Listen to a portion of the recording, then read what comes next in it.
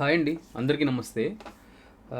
చాలామందికి ఆధార్ కార్డులో సమస్యలు ఎక్కువగా ఎక్కడొస్తుంటాయంటే ఈ లిమిట్ క్లాస్ విషయంలో అండి. సో నేమ్ చేంజ్ కానీ డేట్ ఆఫ్ బర్త్లో ఎక్కువగా ఇదే ప్రాబ్లం మన సైడ్ నుంచి చాలామంది కాంటాక్ట్ అవుతుంటారు కదా.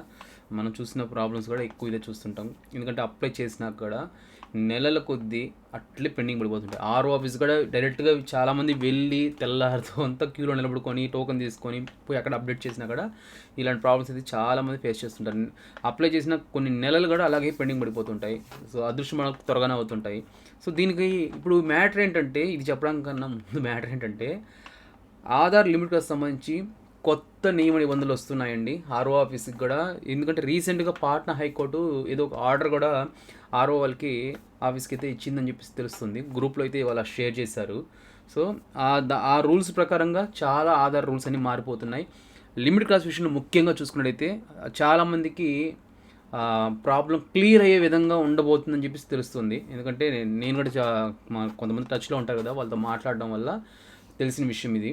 సో ఆధార్లో గతంలో లాగా కాకుండా కొంచెం ప్రాబ్లం క్లియర్ అయ్యేలాగా, ఎందుకంటే చాలామందికి ఆధార్లో date of birth name change ఏంటంటే ఇష్టానుసారంగా మార్చేస్తుంటారు. ఈ చూస్తే పెన్షన్ల కోసం, లేదంటే ఎల్ఐసి ఇన్సూరెన్స్లు వాటి కోసము అట్లా తగ్గించుకోవడం పెంచుకోవడం ఇష్టానుసారం చేయడం వల్లే ఈ రూల్స్ తీసుకొచ్చారు ఆధార్ వాళ్ళు. సో కానీ కొంతమంది నిజంగా ఇబ్బంది పడేవాళ్ళు స్టూడెంట్లు కానీ, ఓకేనా. సో ఇంకా కొంతమంది వేరే వేరే కారణాల వల్ల ఈ నేమ్ చేంజ్లకి లేడీస్ ముఖ్యంగా చాలామంది ఇబ్బంది పడేవాళ్ళు చాలామంది ఉన్నారు. వీళ్ళు ఆర్ఓ ఆఫీస్ చుట్టూ తిరిగి అది ఇప్పుడు నేను కూడా చాలా వరకు కూడా ఎంతోమందిగా సహాయం హెల్ప్ చేస్తున్నాను ఈ ఫైల్స్ గురించి. నేను సపోర్ట్ చేసిన వాటిలో కూడా కొన్ని నెలలైనా కూడా అలాగే పెండింగ్లో పడిపోతున్నాయి. సో అసలు అర్థం కావడం లేదు, జనాలకు చెప్పలేక మనము అసలు సలహాలు ఇవ్వలేని పరిస్థితి కూడా నాకు అసలు ఒకసారి నేను రిప్లై కూడా ఇవ్వడం కూడా ఆపేస్తున్న పరిస్థితి వస్తుంది. అంత విధంగా మారిపోయింది ఆధార్ సర్వీసులు అనేది ఈ లిమిట్ క్లాస్ విషయంలో. దానికి సంబంధించి ఖచ్చితంగా తొందరలో ఒక గుడ్ న్యూస్ అన్నా వినబోతారు, లేదా బ్యాడ్ న్యూస్ అయినా వినబోతారు. ఆ బ్యాడ్ న్యూస్ నుంచి గుడ్ న్యూస్ కూడా రాబోతుందని కూడా నేను అనుకుంటున్నాను. ఎందుకంటే ఒకవేళ స్టాప్ చేసేసారనుకోండి ఆధార్ కార్డులో ఈ డేట్ ఆఫ్ బర్త్ ఇంతకుముందు చెప్పారు కదా, డేట్ ఆఫ్ బర్త్ విషయంగా అసలు డిస్ప్లేనే అవ్వదు మీకు ఇక నుంచి కార్డులో. అదొక ఐడి ప్రూఫ్గా పరిగణించాలి అని చెప్పేసి చెప్తున్నారు కదా. అలా తీసుకొస్తారా? అలా తీసుకొచ్చిన మళ్ళీ ఇంకో సమస్య. ఎందుకంటే నేమ్ చేంజ్ కూడా లిమిట్ క్లాస్ వస్తుంటాయి కదా చాలామంది.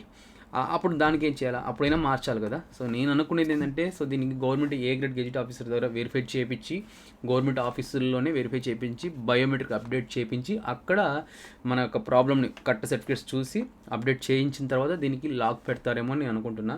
లేదు ఇంకేదైనా కొత్త నియమ నిబంధనలు తీసుకొస్తే, ఎందుకంటే పాట్నా హైకోర్టు ఏదో ఆర్డర్స్ ఇచ్చిందన్నారు. నా దగ్గర ఆర్డర్ కాపీ లేదు. గ్రూప్లో వచ్చిన విషయం మీకు నేను షేర్ చేస్తున్నా. నేను తెలుసుకున్న విషయం కొంచెం కనుక్కున్న విషయం మీకు చెప్దాం అనుకునేసి ఈ వీడియో రికార్డ్ చేస్తున్నా. ఎందుకంటే ఇన్ని రోజులు చాలామంది ఇబ్బంది పడుతున్నారు కదా, వాళ్ళందరూ కూడా మంచి అవకాశాలు అవకాశం అంటే జాబ్ పరంగా కాదు కదా ఇది.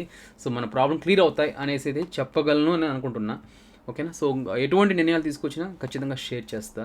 సో అలాగే నేను మన యొక్క వాట్సాప్ సంబంధించి ఛానల్ ఒకటి క్రియేట్ చేశానండి. అలాగే గ్రూప్ కూడా క్రియేట్ చేశా. లింక్స్ అన్ని కింద డిస్క్రిప్షన్లో ఇస్తాను.